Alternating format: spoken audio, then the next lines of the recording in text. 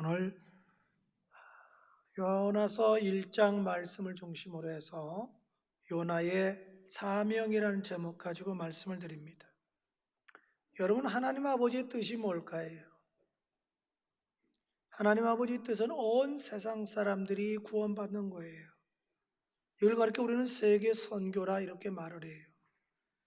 이사야 45장 22절에 보니까 땅의 모든 끝이여 내게로 돌이켜 구원을 받으라. 나는 하나님이라 다른 이가 없느니라. 땅의 모든 끝이라는 것은 세계 열방을 말해요. 다시 말해서 세계 모든 사람들을 말하는 거예요. 세상 모든 사람들아 다 내게로 나오라는 거지요. 그래서 구원을 받으라는 거지요. 우리가 잘 아는 요한복음 3장 16절 한번 해볼까요? 시작. 하나님이 세상을 이처럼 사랑하사 독생자를 주셨으니 이는 저를 믿는 자마다 멸망하지 않고 영생을 얻게 하려 하심이라. 아멘. 여러분, 하나님은 세상을 사랑하셔요. 여기서 세상은 뭘 말하냐면 세상 사람들을 말해요. 세상 사람들이 멸망하지 않고, 즉 지옥 가지 않고 다 영생 얻어 하나님의 자녀가 되고 천국 가기를 원하셔요. 그래서 독생자 예수님을 보내주신 거예요. 디모데후서 2장 4절은 그렇게 말해요. 하나님은 모든 사람이 구원을 받으며 진리를 아는데 이르기를 원한다. 하나님은 모든 사람이 구원받기를 원하시고, 그렇게 본다면 여러분, 하나님의 뜻은 너무 분명해요. 하나님의 뜻은 모든 그리스도인들이 세계 열방을 가슴에 품고 비전과 꿈을 가지고 세계 열방을 선교하는 거예요. 그렇게 본다면 여러분, 선교는 신앙의 본질이고 교회의 본질이에요. 할렐루야. 여러분, 우리나라도 원래 믿는 국가는 아니잖아요. 그동안에 이렇게 저렇게 여러 가지 방법으로 복음이 들어왔지만 공식적으로 최초의 선교의 장이 열린 것은 우리가 잘 아는 언더우드 선교사님하고 아펜젤러 선교사님이에요. 원래 언더우드 선교사는요, 본인이 미국에서 인도에 선교 갈 걸 꿈꾸면서 의학을 공부한 분이에요. 그러다 이제 1883년도 겨울방학 때 그 학교에서 어느 박사를 모시고서 신학 강좌 세미나를 하게 됐는데 거기에 참석해서 은혜를 받게 돼요. 그때 알버트라는 이 박사가 대화 중에, 강의 중에 이런 얘기를 하는 거예요. 저 동방의 끝자락에 조선이라는 나라가 있는데 지금 문호를 개방하고 있다. 1300만 되는데 누군가 가서 조선을 복음화했으면 좋겠다. 언더우드 이분이 감동을 받았지만 본인은 인도의 선교를 꿈꾸기 때문에 주님, 조선의 선교사 누가 가게 해주세요. 기도해요. 그럼 별로 관심 없는 거죠. 근데 어쨌든 간에 이분이 계획대로 인도 선교가 잘 안 돼요. 근데 오히려 어느 교회에서 청빙이 오는 거예요, 목회자로. 그래서 청빙 수락하려고 수락서를 써가지고 이제 우체통에 가서 들려오는 순간 귓가에 음성이 들려오는 거예요. 조선에 갈 사람이 없구나.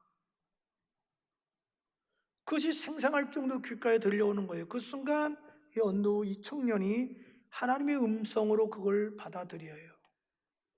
그래서 다른 교회에 청빙받고 가려는 걸 포기하고 뉴욕에 있는 선교 본부를 찾아가요. 그래서 제가 조선에 선교사로 가겠다고 신청을 해요. 그래서 1884년도 7월에 나이 25살 때 조선 선교사로 임명을 받아요. 그리고 이듬해인 1985년도 4월 5일 날 봄비가 내리는 부활절 이른 아침에 인천의 제물포항에 첫 발을 내딛게 돼요. 언더우드 선교사는 훗날 이렇게 기도를 했습니다. 오 주여, 지금 아무것도 보이지 않습니다. 주님, 메마르고 가난한 땅, 나무 한 그릇 시원하게 자라지 못하는 땅에 저희를 옮겨 심으셨습니다. 그 넓은 태평양을 어떻게 건너왔는지 기적일 뿐입니다. 주님, 지금 이곳은 아무것도 보이지가 않습니다. 보이는 것은 고집스럽고 얼룩진 어둠뿐입니다. 어둠과 가난한 인습에 매여 있는 조선 사람들 뿐입니다. 그들은 자신이 왜 묶여 있는지, 고통이 무엇인지조차도 모르고 살고 있습니다. 오 주여, 지금은 아무것도 보이지가 않습니다. 그러나 순종하겠습니다. 겸손하게 순종할 때 주님께서 일을 하시고 그 하시는 일들을 우리들이 볼 수 있는 날이 올 것을 믿습니다.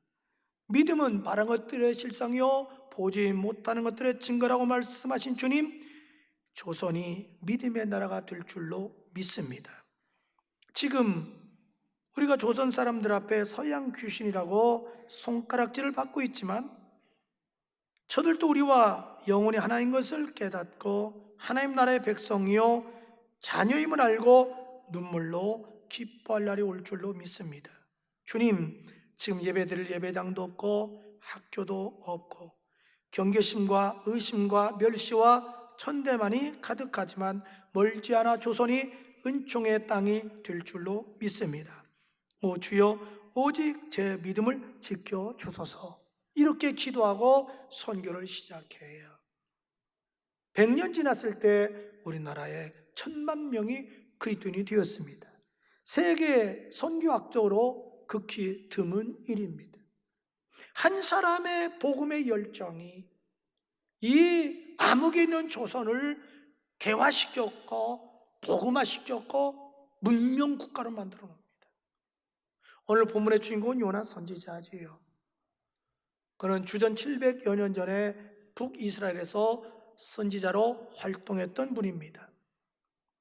그런 첫째로 이 요나의 사명이 뭘까요? 하나님께서는 요나에게요, 저 아수르 제국의 수도인 니느웨성에 가서 복음을 증거해서 저들을 구원하라고 선교의 사명을 주셨습니다. 2절 다 같이 한번 볼까요? 시작.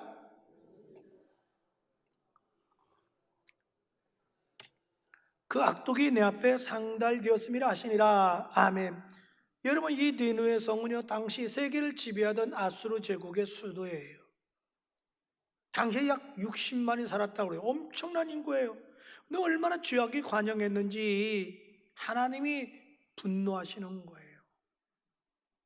그래서 하나님께서 멸망하시기로 작정했어요. 대신에 한번 기회를 주고 싶어요.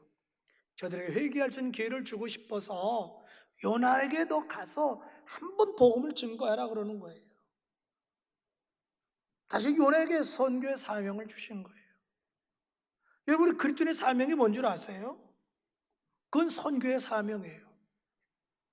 여러분, 주님께서 마가복음 16장 15절에 너희는 온 천하에 다니며 만민에게 뭐예요? 복음을 전파하라는 거예요. 만민에게 복음을 전파하라는 거예요.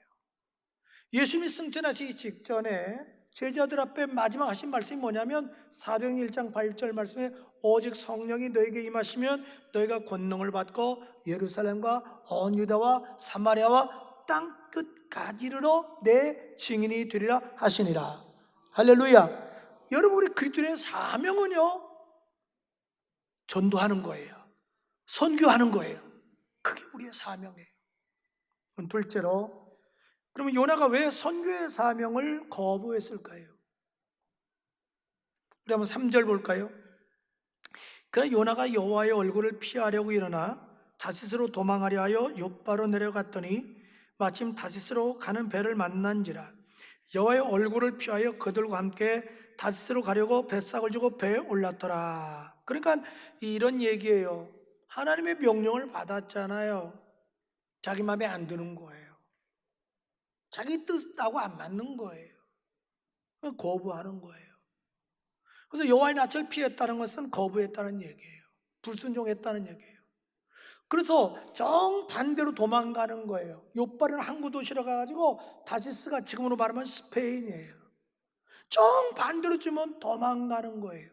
그렇다면 요나가 왜 하나님의 명령인 선교 사명을 저버리고 왜 불순종하고 도망갔냐는 거죠.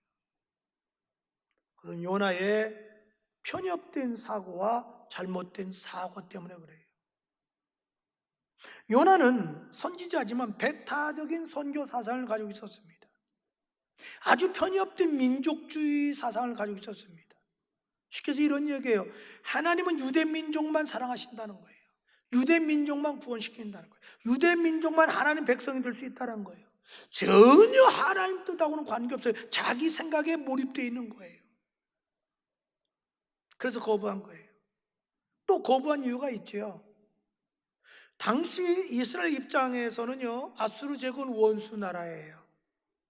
그 강력한 힘을 가지고 자꾸 침략하는 거예요. 사람을 죽여요, 조공을 받아가요, 괴롭혀요. 그리고 요나는 기도 제목이 한 가지밖에 없잖아요. 주님, 저 나라 망하게 해주세요. 아니, 망하게 기도했으니까 하나님 망해주면 얼마나 감사하겠어요. 근데 망가뜨리지 않는 거예요. 오히려 너 가서 복음을 증해서 구원하라는 거예요. 도저히 자기 마음하고 생각이 안 들어. 그러니까 거부하는 거예요. 여기서 우리 한번 좀 생각해 볼 필요가 있잖아요. 여러분, 신앙이 뭐라고 생각하십니까? 최소한 우리가 신앙이 뭔지 뭔가 좀 정의를 하고 예수 믿어야 되지 않겠냐 이 말이죠. 여러분, 신앙은 내 생각과 내 뜻을 버리고 하나님의 뜻에 순종하는 것이다. 믿음은 아멘? 신앙을 간단히 정의할 필요가 있습니다. 신앙은 내 생각, 내 뜻을 버리고 하나님의 뜻에 순종하는 것입니다. 예수님도 십자가에 죽기까지 복종하셨습니다. 겟세마네 동산에서 아버지 내 뜻대로 마옵시고 아버지의 뜻대로 하옵소서라고 기도했습니다. 여러분, 내 마음에 안 든다고, 내 생각대로 안 된다고 거부한다면 그것은 신앙은 아닙니다. 마태복음 16장 24절 한번 화상부터 같이 읽을까요? 시작. 이에 예수께서 제자에게 이르시되 누구든지 나를 따라오려거든 자기를 부인하고 자기 십자를 지고 나를 따를 것이나. 예수님이 제자들에게 말해요. 나를 따라오려거든 자기를 부인하라는 거예요. 내 뜻, 내 생각 내려놓으라는 거예요. 그 다음에 십자가를 지라는 거예요. 십자가는 뭐예요? 죽음이에요. 희생이에요. 나를 포기하는 거예요. 그 다음에 나를 따르라는 거예요. 내 말에 순종하라는 거예요. 그럼 셋째로, 불순종한 요나에게 내려진 징계가 뭘까요? 여러분, 이 불순종한 요나를 하나님이 그대로 놔둘 리는 없지요. 그 징계를 해요. 그 징계가 뭐냐면 풍랑으로 징계하는 거예요. 자, 4절 한번 다 같이 읽어볼래요? 시작. 여호와께서 큰 바람을 바다 위에 내리심에 바다 가운데 큰 폭풍이 일어나 배가 거의 깨지게 된지라. 아멘. 그 처음에는 뭐 그냥 편안히 가는 거예요. 근데 웬일이에요? 어느 정도 가니까 갑자기 막 태풍이 몰아치는 거예요. 정신 차리지 없을 정도예요. 아우성의 사람이 살겠다. 요나 때문에 엉뚱한 사람이 피해를 입는 거예요. 배 안에 있는 물건을 다 버렸어요. 엄청난 고통을 당하는 거예요. 여러분, 우리가 불순종하면요, 나 혼자 피해로 끝나지 않아요. 엉뚱한 주변에 있는 사람까지 피해를 끼쳐요.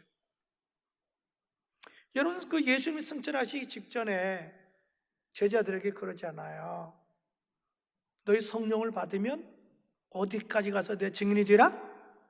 땅 끝까지. 그리고 오순절 성령이 임했잖아요. 그러니까 3,000명, 5,000명, 10,000명 늘어나는 거예요. 너무너무 막 은혜가 충만해요. 막 감격해요. 기뻐요. 거기서 막 네 것 내 것이 없는 거예요. 막 서로가 막 자기 것 내놔가지고 서로 섬기고 서로 교제 나누고 먹고 뭐 지상 낙원인 거죠. 그러는 사이에 저들은 주의 명령을 망각해요. 그 예루살렘 바운드를 벗어나지 않으려고 하는 거예요. 그러자 주님이 박해를 가해요. 박해를 가기 시작하니까 그제서야 사도들 위에는 모든 평신도가 사방으로 흩어지는 거예요. 사도행전 8장 1절은 말해요. 사울은 그가 죽임을 당함을 마땅히 여기더라. 그날에 예루살렘에 있는 교회에 큰 박해가 있어 사도 위에 다 유대와 사마리아 모든 땅으로 흩어지니라. 아멘. 여러분, 우리도 마찬가지예요. 사명을 감당하지 않으면 처음에는 별일 없을 수 있어요. 그러나 그냥 하나님은 놔두지 않습니다. 징계를 가합니다. 괜시리 나 때문에 아무 잘못 없는 주변 사람들까지도 힘들게 할 수 있고 피해를 입게 할 수 있습니다. 여러분, 주님의 뜻은 징계가 목적이 아니에요. 회개하고 돌아와서 사명을 감당하는 거예요. 만약 징계 목적이라면 아예 그냥 저주해서 무너뜨려 버리죠. 그 생명 걷어가죠. 그렇지 않거든요. 넷째로, 언제 요나에게 내려진 징계가 풀렸을까요? 여러분, 언제 요나에게 내려진 무서운 풍랑이라는 징계가 끝났냐 이 말이죠. 그건 두 가지예요. 하나는 요나가 자기 잘못을 깨닫고 회개할 때 풀렸다. 언제 풀려요? 회개할 때 풀렸다. 여러분, 요나는요 만사가 귀찮은 거예요. 속에서 씩씩대는 거예요. 불만이 나오는 거예요. 뭐 하나님이 이럴 수 없다는 거지. 그 배를 탄 다음에 아예 그냥 처음부터 맨 밑으로 내려가요. 에나 모르겠다. 잠자는 거예요. 막 풍랑이 일어나서 사람이 막 아우성 치는데도 그냥 자는 거예요. 이때 선장이 배 이상이 없나 보려고 여기저기 돌아다니지 않겠어요? 그냥 배 밑에 내려가 보니까 아예 한 사람이 그냥 거기서 자는 거예요. 이건 자는 게 아니에요. 자빠져 자는 거지. 좋은 말로 할 때 자는 거지. 그건 자빠져 자는 거예요, 완전. 화가 나잖아요, 선장이. 막 고래고래 소리 지르는 거예요. 어째 당신 이렇게 자고 있느냐? 일어나라! 그러는 거예요. 얼마나 망신살이에요. 한번 6절 볼까요? 시작. 선장이 그에게 이르되 자는 자여 어쩌미냐? 일어나 네 하나님께 구하라. 혹시 하나님이 우리를 생각하사 망하지 아니하게 하시리라. 아멘. 뭐 벌떡 일어났죠. 사람들 다 가판에 모이게 했어요. 그때 누군가가 제안하는 거예요. 틀림없이 여기에 신을 노하게 한 사람이 있다. 범인을 잡아내자. 제비 뽑자. 제비를 뽑아요. 누가 뽑혔겠어요? 당연히 요나지요.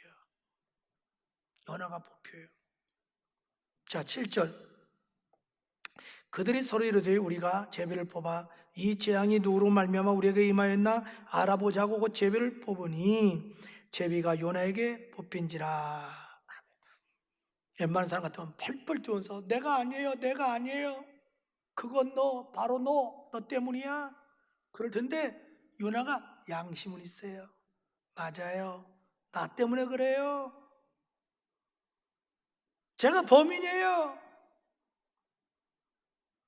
나를 바다에 던지세요. 그러면 잔잔해질 거예요. 그러는 거예요. 그래서 정말 던졌더니 잔잔해지는 거예요. 원인이 해결되는 거예요. 12절 봅시다. 그가 대답하되 나를 들어 바다에 던지라. 그리하면 바다가 너희를 위하여 잔잔하리라.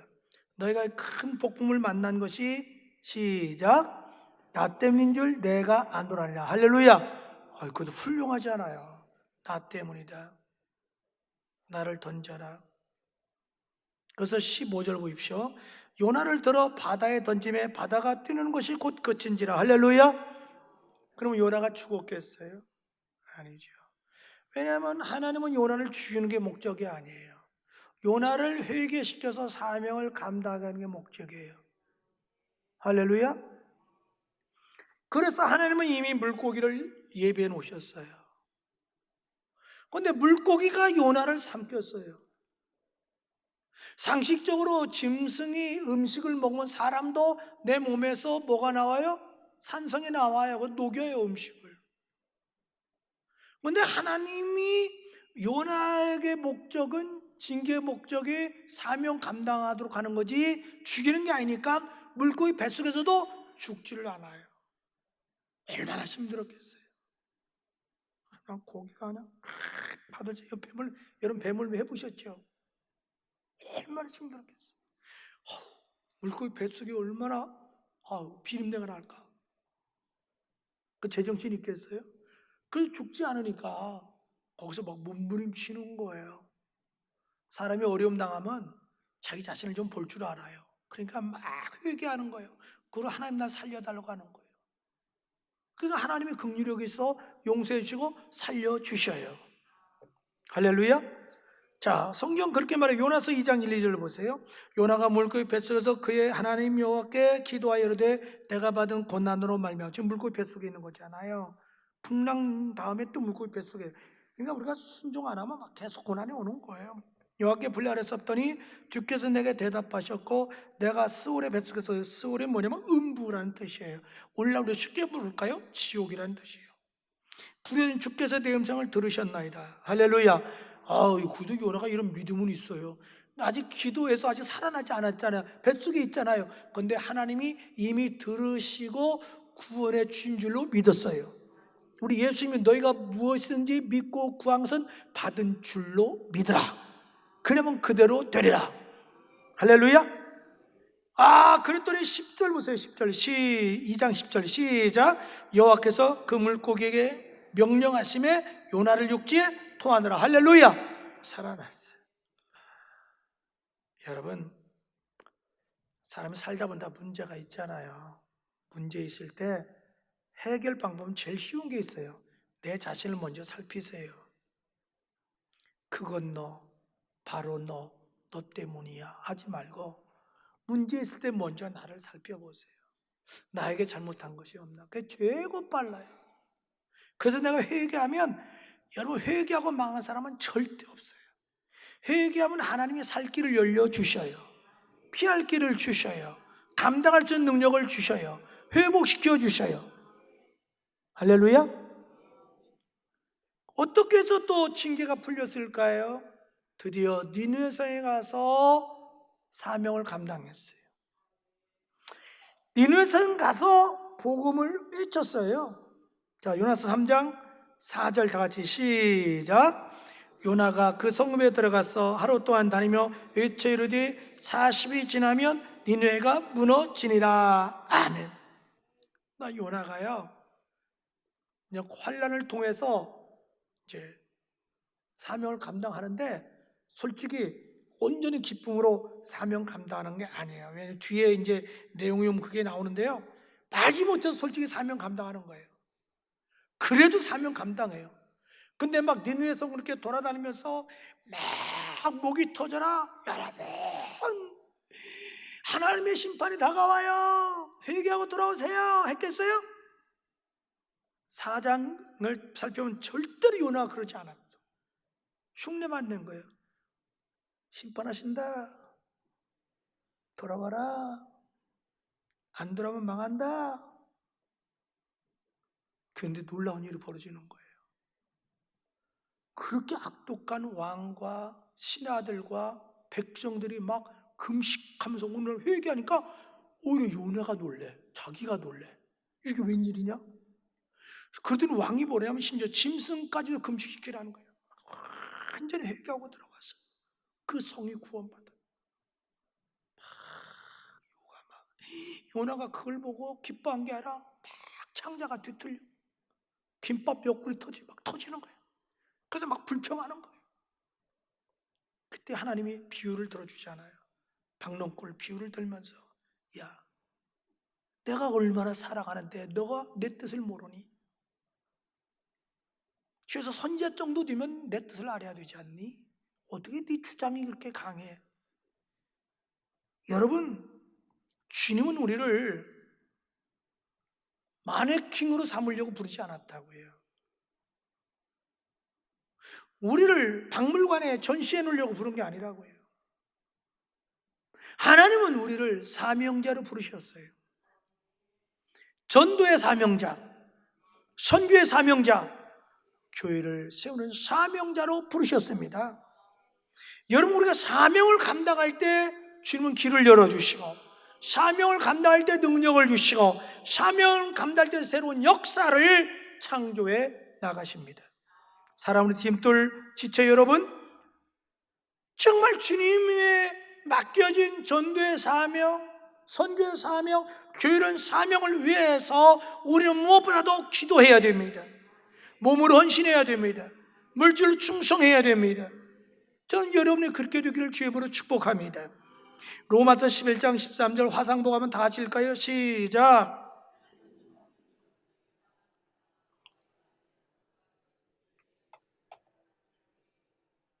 여러분, 바울은 말합니다. 나는 이방인의 사도로 하나님이 날 부르셨는데 내 직분을 뭐라 그래요? 자랑스럽고 영광스럽게 생각한다는 거죠. 여러분들은 교회의 직분을 얼마나 영광스럽게 생각하십니까? 여러분, 회사에 주시는 직분은 그 회사에 국한될 뿐입니다. 대한민국 대통령은 대한민국에 국한될 뿐입니다. 대한민국의 장관을 지내든 뭘 지내든 그 자리에 있을 때만 국한될 뿐입니다. 그러나 교회의 직분은 하나님 주신 겁니다. 우주를 창조하시고 우주를 주장하시는 만왕에 와 계신 하나님이 주신 직분이 교회의 직분입니다. 그 직분은 가장 영광스러운 직분입니다. 가장 오랫동안 유지되는 직분입니다. 여러분은 얼마나 자랑스럽게 여기십니까? 정말 여러분, 대한민국, 저는 솔직히 그래요. 대통령 부럽지 않습니다. 대통령 불러내면 다 은발집 끼고 국립호텔에 가 있을 거, 나는 저 푸른 초원에 자유롭게 살고 싶어. 괜히 뭐 청와대하고 참모하고 국회의원하고 장관했다가 많은 사람이 언론에서 그냥 질타하고 가족들 다 망리산 붙이고 은팔 찍혀서 국립호텔 가 있고, 그게 뭐 그렇게 영광스러워요? 뭐 그것 때문에 그렇게 남충상무략하고 국민들 힘들게 만들고 갈라놓고 요짓하고 살아요? 그게 뭐 그렇게 여러분 영광스러워요? 아니에요. 여러분, 진짜 영광스러운 것은 교회 집사가 영광스럽고, 교사가 영광스럽고, 목자가 영광스럽고, 집사가 영광스럽고, 권사 장로가 영광스러운 거예요. 그 직분 맡은 자에게 주님은 한 가지만 요구해요. 뭐냐면 충성을 요구하셔요. 자, 고린도서 4장 2절 다 같이 한번 읽고 마칩니다. 시작. 구할 것은 충성이라. 할렐루야. 기도합니다. 주님, 우리는 사명자입니다. 사명을 망각하지 말게 도와주시고 그 사명을 감당하는 자 되게 하여 주옵소서. 우리 그리스도인은 모두가 전도의 사명자요, 선교의 사명자요, 교회를 세울 사명자들입니다. 죽도록 충성해서 사명을 감당하게 하여 주옵소서. 성령 하나님, 여인의 우리 지체들 마음을 감동하여 주셔서 이 사명하는 일에 모두가 순종하게 하여 주옵소서. 순종하는 자에게 능력을 주시고 축복해 주고 길을 열어주십니다. 성령께서 이 시간에 역사하여 주옵소서. 예수님의 이름으로 기도합니다. 아멘.